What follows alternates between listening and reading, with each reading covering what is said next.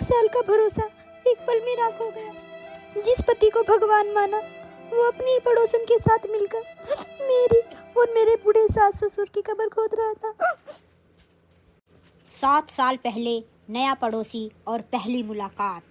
निधि, तो मैं चलता हूँ ऑफिस, ठीक है? तुम अपना और माँ बाबूजी का ध्यान रखना, उन्हें दवाई टाइम पे दे देना।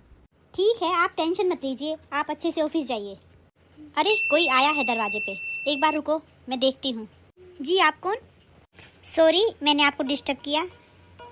देखिए मैं यहाँ नई आई हूँ और मेरा फ्लैट आपके फ्लैट के सामने था, तो इसलिए मैंने सोचा मैं आपसे कुछ पूछ लेती हूँ यहाँ के बारे में। अरे कोई बात नहीं, आप हमारे नए पड़ोसी हैं, अच्छा हुआ आप खुद ही आ गए, वरना हमारा फर्ज बनता था आपके पास आने का। हाय, मेरा नाम काव्या, मैं आपके सामने वाले फ्लैट में अभी शिफ्ट हुई हूँ। हेलो। मैंने सोचा कि पड़ोसी की घर की घंटी बजाऊंगी तो कम से कम हाथ में मेरे मिठाई तो होनी चाहिए, इसलिए मैं ये मिठाई लेके आई हूँ आप दोनों के लिए। और पड़ोसियों को मीठा खिलाकर नई शुरुआत करनी चाहिए। जी मैं Madhav, welcome to our society. Kavya ji, कोई भी जरूरत हो तो बेझिझक बताइए, आखिर हम आपके पड़ोसी जो हैं। थैंक यू माधव जी, अब आप जैसे अच्छे पड़ोसी हों तो फिर किसी बात का डर नहीं। वैसे आपने अपना नाम नहीं बताया। काव्या, मेरा नाम निधि है। ठीक है निधि जी, मैं जाती हूँ। ठीक है निधि, अब मैं ऑफिस चलता हूँ, मैं वैसे ही लेट हो गया। ठीक है, बाय। वक्त बीतता गया, काव्या का निधि के घर आना जाना बढ़ गया, लेकिन निधि अनजान थी, काव्या की नजरें उसके घर पर नहीं उसके पति पर थी। अरे काव्या का मैसेज, देखता हूँ क्या मैसेज भेजा है। आज लिफ्ट में तुम बहुत हॉट लग रहे थे माधव, तुम्हारी बीवी कितनी बोरिंग है, उसे तुम्हारी कद्र ही नहीं है। अरे फोन ही कर लेता हूँ काव्या को। हेलो काव्या, कैसी हो? एकदम बढ़िया, तुम सुनाओ। तुम सही कह रही हो काव्या, निधि बस घर और बच्चों में खोई रहती है, असली जीना तो तुम्हारे साथ शुरू हुआ है। कल ऑफिस के बाद मिलते हैं। एकदम सही कहा तुमने। चलो तो कल फिर मिलते हैं ऑफिस के बाद। माधव क्या कर रहे हो? लो मैं तुम्हारे लिए चाय लेके आई हूँ, चाय पी लो। निधि, मुझे नींद आ रही है, मुझे सोना है, तुम मुझे डिस्टर्ब मत करो, मैं सोने जा रहा हूँ और मुझे चाय नहीं पीनी। अरे माधव, मैं कहाँ की लेके आई हूँ तो कम से कम पी तो लो चाय। क्या बात है, इतने उदास क्यों लग रहे हो? क्या हुआ? क्या आजकल ऑफिस में बहुत ज़्यादा काम हो गया है क्या? रात भर फ़ोन पर लगे रहते हो, चिड़चिड़ी से हो गए हो, पापा जी की तबीयत भी ठीक नहीं रहती। क्या है, तुम हमेशा फरमाइशें और शिकायतें लेकर तैयार रहा करो, तुम्हें पता है मैं कितनी मेहनत कर रहा हूँ। जाओ, मुझे ये नहीं पीनी चाय और मैं सोने जा रहा हूँ, मुझे सोने दो। ठीक है काव्या, कल मिलते हैं, गुड नाइट। अरे अब आप किससे बात कर रहे हो? रात के 11 बज गए हैं। मैं आरव के कमरे में गई थी, उसे तेज बुखार था ना, तो उसे संभालने के लिए गई थी। लेकिन आप तो किसी और से ही बातें कर रहे हो, आपको बिल्कुल फुर्सत नहीं है क्या? अपने बेटे को कम से कम एक बार देख तो लो। अभी मुझे नींद आ रही है, तुम ऐसा करो, जाओ और आरव के कमरे में सो, समझी? मुझे कल ऑफिस जाना है, तुम्हारे पास तो कोई काम है नहीं। माधव, मुझे ऐसा क्यों लग रहा है कि तुम पहले से बदल गए हो। तुम्हें बिल्कुल भी फिक्र नहीं है अपने बेटे की, उसको तेज बुखार है, उसकी तबीयत ठीक नहीं है, और तुम इतनी कैसी बातें कर रहे हो? मैं तो जा रही हूँ उसके कमरे में सोने के लिए, लेकिन तुम्हारा भी कुछ फर्ज बनता होगा, ये नहीं कि सिर्फ ऑफिस ऑफिस और ऑफिस के क्लाइंटों से ही बातें करते रहो। अच्छा चली गई तो अब आराम से बातें करूंगा। बहू क्या बात है, आज इतनी उदास क्यों लग रही है? माँ जी क्या बताऊँ, बस पूछो ही मत। मुझे आजकल है ना माधव का नेचर बिल्कुल बदला हुआ लग रहा है, ना तो वो मुझसे ढंग से बातें करते हैं, और कल रात को जब मैंने आरव के बारे में बताया कि उसकी तबीयत ठीक नहीं है, तो उन्होंने मुझसे ये कहा कि मुझे सोने दो। उन्हें बिल्कुल भी फिक्र नहीं है हमारी, पता नहीं क्या हो गया है उनको। अच्छा बेटा, ध्यान तो मैंने भी दिया है कई बार, वो ऐसे ही बातें करता है, तुमसे भी और हमसे भी। अब हमारी भी पहले जैसी इज्जत नहीं करता वो। और माँ जी, आज तो है ना सुबह मुझे बिना बताए ही ऑफिस चले गए। जब मैं आई देखा तो वो है ही नहीं कमरे में। मैंने सोचा कि आपने नाश्ता बना दिया होगा, क्योंकि मैं पूरी रात सो नहीं पाई थी ना आरव के चक्कर में। बहू मैं तो खुद अभी आई हूँ, मैंने तो कोई नाश्ता नहीं बनाया, और ना ही मेरे को माधव ने बोला, नहीं तो मैं बना देती। बहू तू ऐसा कर, अब माधव के पास फोन कर ले और उसको बता भी दे कि खाना बन गया है, या तो खाना भिजवा देते हैं हम उसका, या फिर ऐसा करते हैं कि वो आ जाएगा। हाँ माँ जी, ऐसा करते हैं कि मैं है ना खाना बना देती हूँ उनके लिए, और आप और मैं दोनों चलेंगे खाना देने के लिए, नहीं तो बाबूजी को बोल देंगे। एक बार फ़ोन करके पूछ लूँ उनसे। माँ जी फ़ोन तो मिल ही नहीं रहा, स्विच ऑफ बता रहा है। चल बहू मैं मिला के देखती हूँ। हाँ बहू, तू सही कह रही है, फोन तो स्विच ऑफ आ रहा है। पता नहीं बंद क्यों कर लिया फोन। माँ जी मुझे तो चिंता हो रही है, मेरा मन बहुत घबरा रहा है माँ जी। बेटा घबराने की कोई जरूरत नहीं है, सब ठीक हो जाएगा। अभी फोन बंद आ रहा है ना, कोई नहीं, फिर बाद में फोन कर लेगा वो जब उसे मैसेज मिलेगा। माँ जी मैं अपनी जो पड़ोसन है उससे पूछ के आती हूँ, काव्या से, क्योंकि वो भी तो उन्हीं के ऑफिस में काम करती है, उससे पूछ के आऊँ। हाँ बहू, पर वो भी ऑफिस चली गई होगी। नहीं माँ जी, ऑफिस का टाइम तो 10 बजे का है। माधव तो जल्दी गए हैं, वो थोड़ी ना गई होगी अभी। मैं पूछ के आती हूँ, क्योंकि उनके पास तो ऑफिस का और कोई नंबर होगा ना, हम उनसे नंबर ले आते हैं और हम उन पर बात कर लेंगे उनसे। हाँ बहू ठीक है, जा तू ले आ नंबर। अरे काव्या का दरवाजा तो खुला है, चलो शायद अंदर ही है तभी तो दरवाजा खुला है। काव्या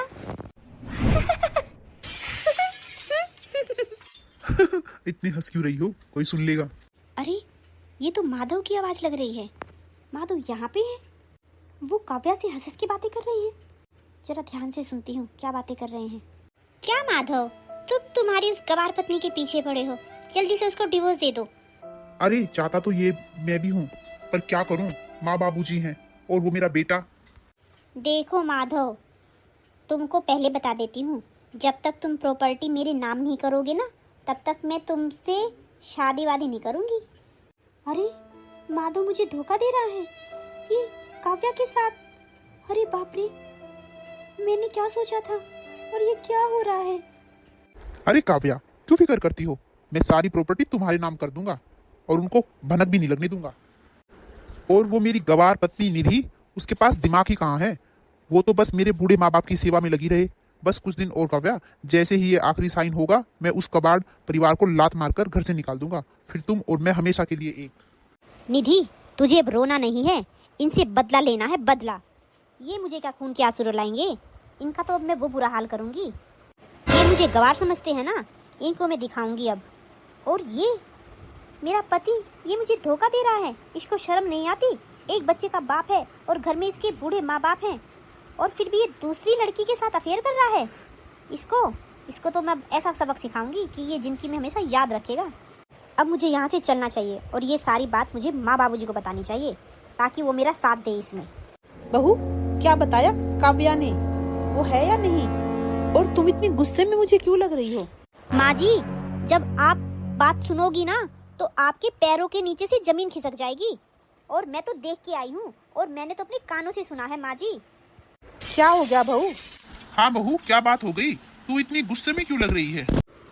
माँ जी और पिताजी, बात ही कुछ ऐसी है। आपका बेटा माधव, उसने मेरे साथ बहुत बड़ा विश्वासघात किया है। पर मैं रोऊंगी नहीं, बल्कि उनका मुकाबला करूंगी। पता है माँ जी, जब मैं काव्या के घर गई ना, तो आपका बेटा वहीं पे था।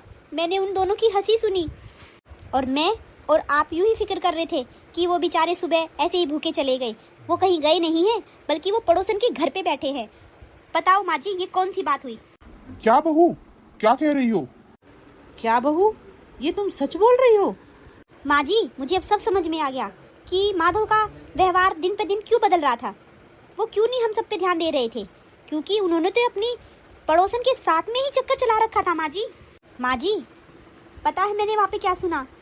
माधव अपनी सारी प्रॉपर्टी, सब कुछ उसके नाम कर रहा है माँ जी।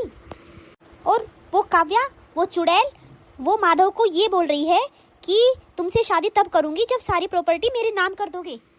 क्या माधव इतना पागल हो गया है? उसे बिल्कुल भी समझ नहीं है।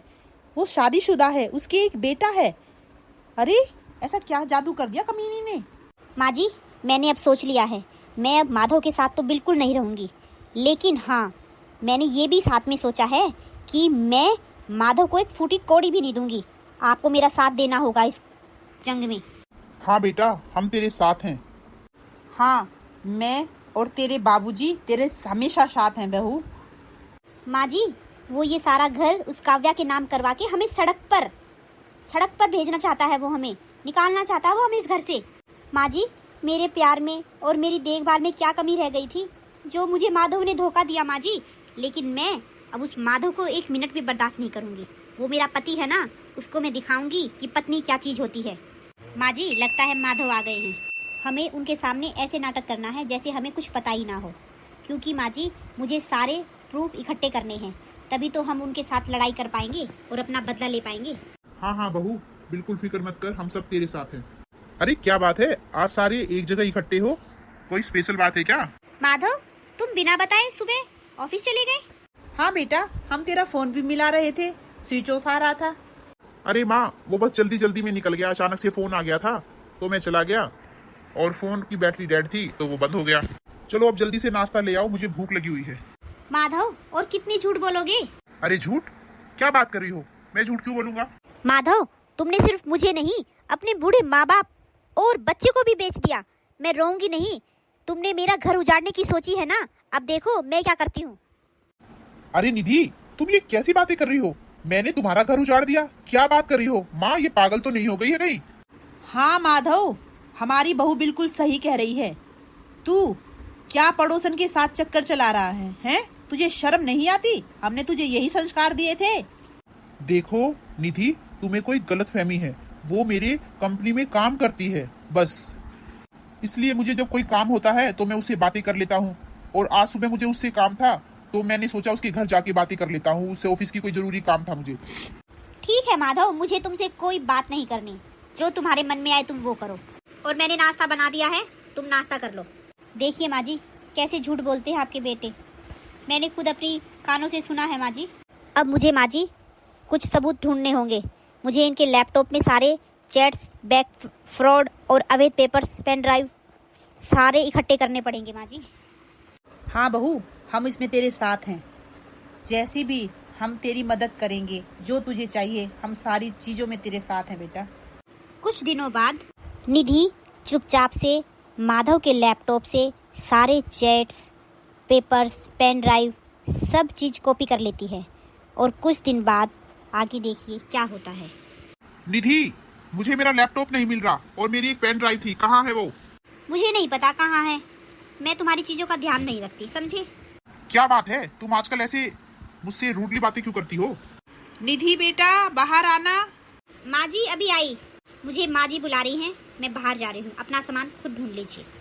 पता नहीं मुझे ऐसा क्यों लग रहा है कि निधि को शक हो गया है शायद मुझ पे, तभी ये मुझे बात बात पे लड़ाइयाँ करती है, मुझसे ऐसी रूडली बातें कर रही है और अब मेरा ध्यान भी नहीं रख रही है। कुछ तो बात है, कोई ना कोई गड़बड़ तो है, मुझे पता लगाना होगा और मुझे काव्या को बोलना पड़ेगा कि आजकल फोन थोड़ा कम कर दे। बहू, ये पुलिस आई है। नमस्ते सर। माँ जी, इनको मैंने ही बुलाया है और मैंने सारे सबूत इनको दे दिए हैं। और जो रिकॉर्डिंग थी और जो वो पेपर्स बनवाए थे सब मैंने इनको दे दिए हैं। निधि मैडम, कहाँ है आपके पति माधव? उन्हें हम अरेस्ट करने आए हैं। माधव, माधव बाहर आना। अरे ये क्यों बुला रही है मुझे? ये सब क्या है निधि? ये हमारे घर में पुलिस क्या कर रही है? पुलिस का क्या काम है हमारे घर में? ये क्यों आई है यहाँ पे? सुनिए माधव जी, ये तुम्हारा घर नहीं है और ना ही अब तुम इस परिवार के कुछ लगते हो। क्या बक रही हो निधि? तुम्हारा दिमाग तो पागल नहीं हो गया? और निधि, तुम्हारी हिम्मत कैसे हुई मुझसे इस लहजे में बात करने की? बदतमीज औरत! बाबूजी, आप देख रहे हैं ये निधि ये क्या कर रही है? बाबूजी, आप मुझे थप्पड़ क्यों मार रहे हो? आपने मुझे क्यों मारा इस निधि के कहने पे? बेशरम वो नहीं, बेशरम तो तू है। माँ, आप ये क्या कह रही हो? बदतमीज, बेशरम, तूने एक बार भी नहीं सोचा कि तेरा पीछे घर परिवार भी है? अरे तू तो बेशरम तो है ही है, तू तो हैवान भी है। अपनी पड़ोसन के चक्कर में तूने अपनी औलाद और हमें सड़क पर लाने की साजिश रची। सर आप इसे ले जाइए यहाँ से। चलिए माधव जी, आपका अरेस्ट वारंट मेरे पास है। आपकी पत्नी और आपके माता पिता ने आपके खिलाफ जालसाजी, धोखाधड़ी और घरेलू प्रताड़ना का केस दर्ज किया है। ये रहे सबूत और आपका अरेस्ट वारंट। नहीं सर, ये सब झूठ है। चाहे आप काव्या से क्यों नहीं पूछ लीजिए, वो यहीं पर है, आप उसे बुला लीजिए। मैं बुलाती हूँ काव्या को, आप इसकी चिंता क्यों कर रहे हो? हाँ हेलो काव्या, एक बार हमारे घर आओगी? मुझे तुमसे कुछ जरूरी काम था। निधि, मैं यहाँ नहीं हूँ। कहाँ भाग गई तुम भी? अब बचाने नहीं आओगी क्या? तुम्हारे आशिक को पुलिस पकड़ के ले जा रही है, बचाने नहीं आओगी? अरे कौन सा आशिक? मैं किसी आशिक को नहीं जानती। मुझे नहीं पड़ना पुलिस के चक्कर में, समझी? मैं तो आज सुबह फ्लाइट से शहर छोड़कर भाग गई हूँ, क्योंकि मैंने तुम्हें देख लिया था जब तुम मेरे घर से निकली थी, तो मुझे पता लग गया था कि तुमने हमारी सारी बातें सुननी है। इसलिए मैं तो हुई नहीं यहाँ पे, मैंने तो छोड़ दिया ये शहर। अब तुम जानो और तुम्हारा पति। देखा माधव, जिस लड़की के चक्कर में पड़े हुए थे ना, जैसे उसे पता चला ना वो भाग गई तुम्हें छोड़कर, समझे?